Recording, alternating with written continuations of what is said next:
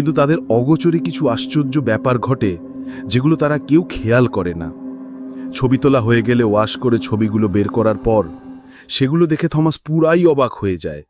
প্রতিটি ছবিতে সে ডেড বডির পিছনে বা আশেপাশে কিছু ছায়ামূর্তি দেখতে পায়, যেগুলো সে খালি চোখে দেখতে পায়নি। সে নিজেও সেখানে গিয়ে হাত বাড়িয়ে ছোঁয়ার চেষ্টা করে, কিন্তু কোনো কিছু ফিল করতে পারে না। ব্যাপারটা ওর কাছে খুবই আশ্চর্য লাগে। এগুলো নিয়ে ভাবতে ভাবতে হঠাৎ বাইরে মানুষের চিৎকার শুনতে পায়। বের হয়ে দেখে পাশেই একটা বাড়িতে আগুন লেগেছে। সেখানে গিয়ে মর্মান্তিক দৃশ্য দেখে। ফ্লোরা নামে একটি মেয়ে ফায়ারপ্লেসের ভেতরে ঢুকে মরে পড়ে আছে। এইভাবে একজনের মৃত্যু কখনোই স্বাভাবিক নয়। থমাস সন্দেহবশত সেখানকার কিছু ছবি তুলে রাখে।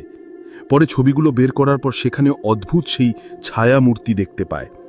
এই রহস্যজনক ব্যাপারটা নিয়েও এনার সাথে কথা বলে। এনা বলে, এগুলো মৃত মানুষগুলার আত্মা নয় তো?